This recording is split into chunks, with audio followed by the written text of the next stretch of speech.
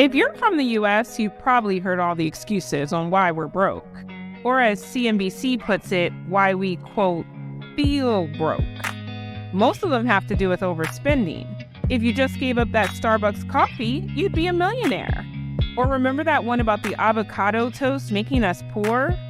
It seems like every financial guru has some reason, which never has to do with reality, on why we're counting pennies at the end of the month.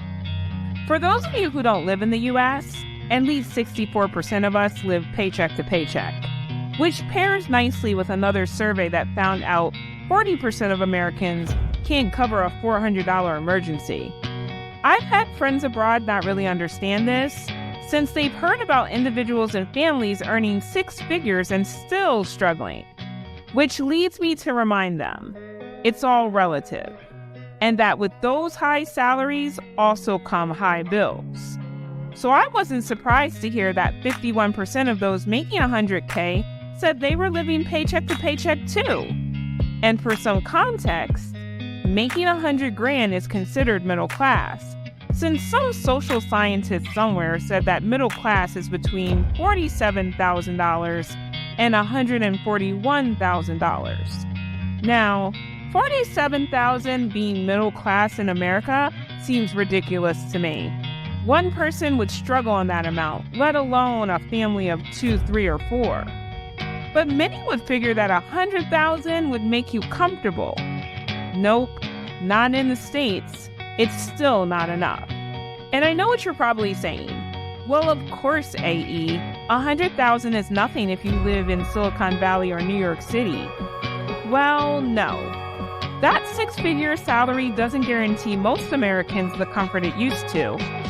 Still don't believe me? Okay, let's break down the numbers and see if $100,000 could keep Americans out of the paycheck-to-paycheck rat race. How about we use our imaginations for a minute?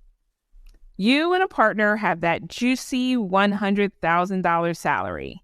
And I'm going to assume that you're both real go-getters and got nothing from anyone. So just like me and many of my friends, no paid off houses or cars and no free college education paid for by parents. Nope. In true US everyone for themselves spirit, you're on your own. We can agree that $100,000 isn't nothing. But before you get your hands on any of that sweet, sweet cash, you have someone to pay first. Who? Well, Uncle Sam, of course. Rest assured, he's only got constructive things to do with that cash, like building roads and feeding the poor. Okay. Never mind. Since taxes vary from 10 to 37%, we'll take the average, just like we'll be doing for every other figure in this video. And with one fell swoop, that'll be 24% off the top. So let's see how much we make a month. After taxes, you're left with $76,000. Still pretty good, right? And that means you'll get to take home $6,520. Ooh, so much money. On to the expenses. Since you don't have any children and you make too much money for free government health care, not that you'd want that, right? You'll probably be getting health care offered by your employer. And even if not, there's health care through the ACA. You know, Obamacare, which will only cost you around $456 per person per month. Times 2, that's $912, leaving you with $5,608. I know it's a lot of money for healthcare, but in the States, you don't even want to think about paying cash. And one of you has asthma and the other knee issues from working, so no insurance really isn't an option. So now that you can go to the doctors if you get sick, you need a place to stay. Since owning a house is higher than renting and probably not an option with no help, we'll go with the cheaper choice. The average rent in America goes for $1,702, and that'll get you a one-bedroom in most places. But you're not done just because you paid the rent. Water and sewage will cost you $54, and electricity should be around $135. So all in, we're out $1,891. And after housing, you're left with $3,717. Oh, and you'll both need to get to work every day to make that moolah. So you'll be needing 2 cars. Public transportation, you say? Oh, no. Not for what you guys pay in rent. I know commuting's the worst, but what's the alternative? And it will cost you. Now, you're both reasonable, so you decide on 1 used car and 1 new. Both bought with loans and therefore car payments. So that'll be $526 for the new ride and $345 for the reliable but old clunker. Now, by law, you have to have insurance on each car. So on average, that will cost you $176 per vehicle, or $352 together. Oh, and I almost forgot, cars don't run on air. Gas per month should be about $150 to $200. But your commute isn't crazy, so we'll take the lower figure and say it'll be $300 for the 2 of you to get around. Getting to work and around the city will cost you $1,523 per month. Yikes, almost as much as your rent. But no worries, that leaves you $2,194. Now, although you've paid Uncle Sam already, you need to pay him some more. No, just one more time. No, not taxes. Your student loans, silly. Teachers with degrees make about $50,000 in the States, and your partner has a 2-year degree to make their money. You don't want to just pay the interest, do you? Got to get rid of that debt.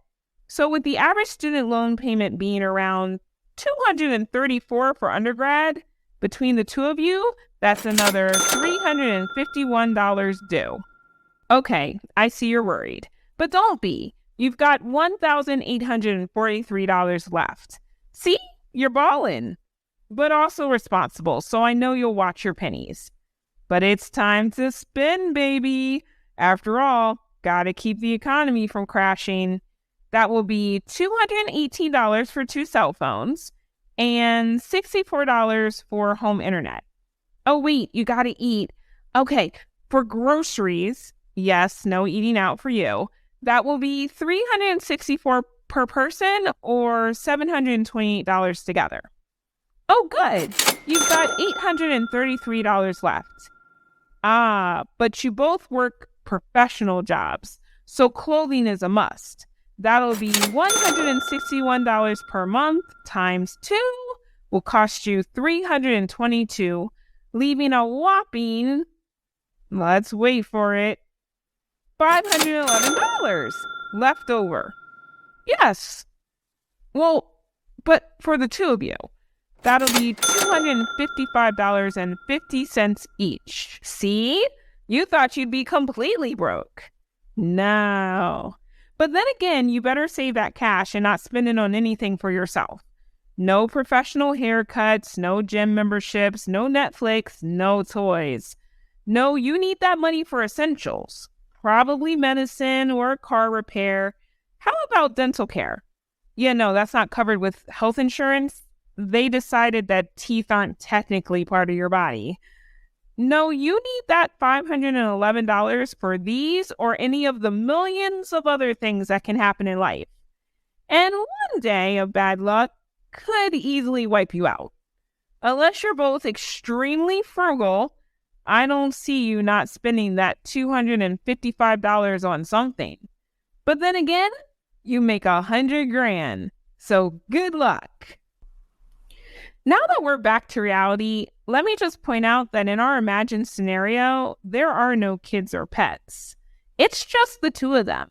They're living a life with no dinners with friends or even dates together. They're just existing, and they make 6 figures. Can you imagine? But we can also imagine an America where they didn't have student loans to pay. Or maybe healthcare was paid for with those taxes Uncle Sam gets. Maybe there's an America where they can both take the train to work. That'd be a game changer, right? Wow, I guess 6 figures could be a great salary in America, but there needs to be some changes made first. Oh, and let me not forget to say this. That couple could just be paid more, right?